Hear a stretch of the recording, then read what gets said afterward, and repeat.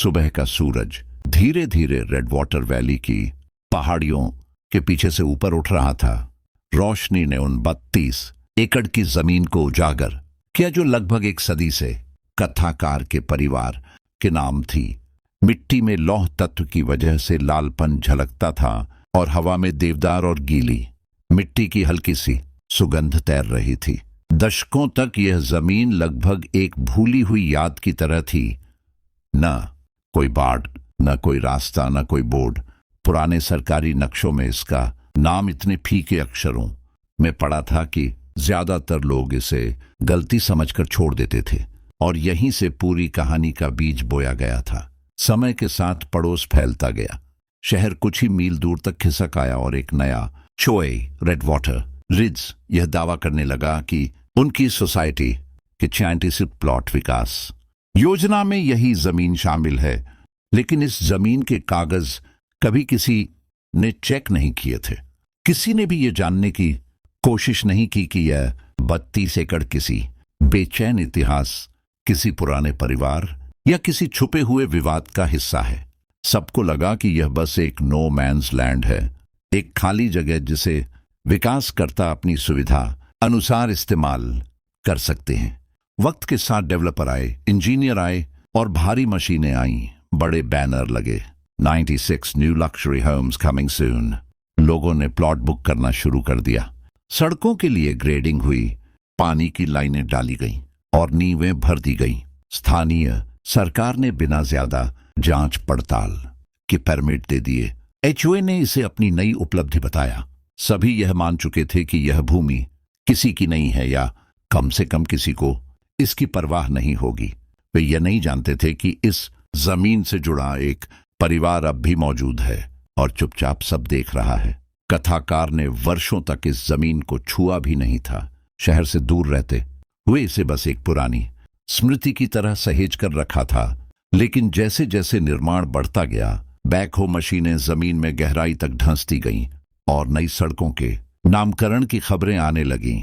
कुछ तो उस परिवार के नाम पर ही रख दिए गए जिनसे यह जमीन कभी संबंधित थी। वैसे में चुप रहना अब संभव नहीं था। कथाकार समझता था कि एक गलत कदम पूरे शहर को उसके खिलाफ खड़ा कर सकता है, लेकिन वह यह भी जानता था कि कानून, इतिहास और जमीन का असली मालिकाना हक उसके साथ था। इसलिए उसने एक दर्दनाक लेकिन रणनीतिक फैसला लिया। सबको निर्माण पूरा करने दो, हर घर बनकर खड़ा होने दो, सारी गलतियां साफ साफ सामने आने दो। कथाकार ने चुपचाप पुराने रिकॉर्ड संभाले, दादाजी के टाइम का मूल डीड निकाला, परिवार की रजिस्ट्रांकित जमीन के नक्शे जुटाए और अदालत में दाखिल करने के लिए पूरा रिकॉर्ड तैयार किया। सबूत इतने गहरे थे कि कोई एचओए, कोई डेवलपर और न कोई खरीदार उसे झुठला सकता था। और जब निर्माण अपने चरम पर पहुंच गया, जब 96 घरों में से आधे खड़े हो चुके थे और बाकी आधे की नींव भर दी गई थी, तभी कहानी अपने असली मोड़ पर पहुंची। एक शांत साधारण से सोमवार की सुबह कथाकार अपनी जेब में फोल्ड की हुई पुरानी डीड लेकर काउंटी कोर्ट हाउस की सीढ़ियां चढ़ रहा था।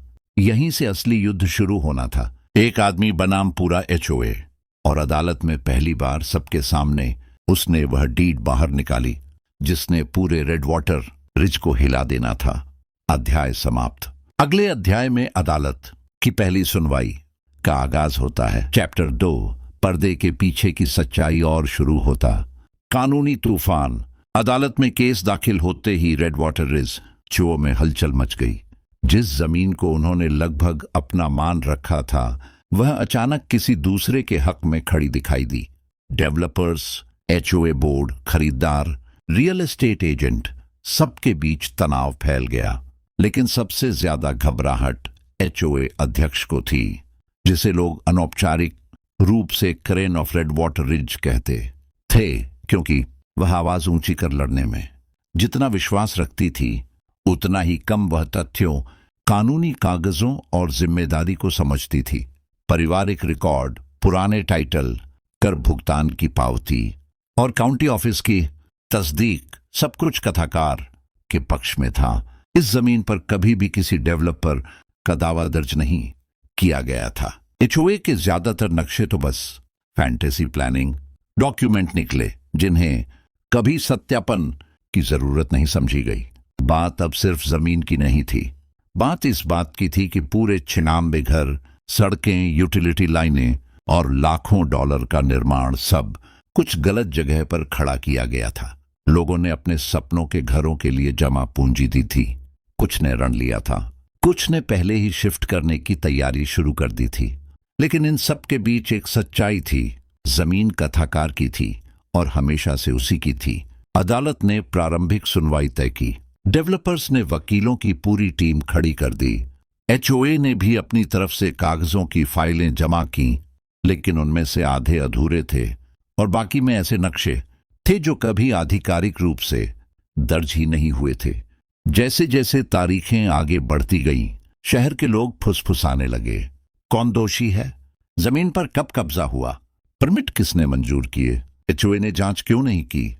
काउंटी ने दस्तावेज देखे भी थे या नहीं? दबाव बढ़ता गया। एचओए के बोर्ड में दरारें पड़ने लगीं। डेवलपर्स के बीच दोषारोपण का खेल शुरू हो गया और काउंटी ऑफिस अपने बचाव में पुराने रजिस्टर खंगाल रहा था ताकि यह साबित कर सके कि गलती किसी और की थी। दूसरी तरफ कथाकार सब कुछ शांत मन से देख रहा था। वह जानता था कि सच्चाई उसके हाथ में है। वह जानता था कि समय उसके साथ है और उसे सिर्फ एक चीज चाहिए थी, अदालत में वह पन्ना जिस पर उसके परिवार का असली हक लिखा था। पहली सुनवाई के दिन अदालत कक्ष भीड़ से भरा हुआ था। पत्रकार, वकील, प्रभावित खरीदार, एचओए के गुस्से से भरे सदस्य और डेवलपर्स की चिंतित टीम। जब जज ने केस नंबर पुकारा, हर आंख कथाकार पर टिकी हुई थी। कथाकार शांत था।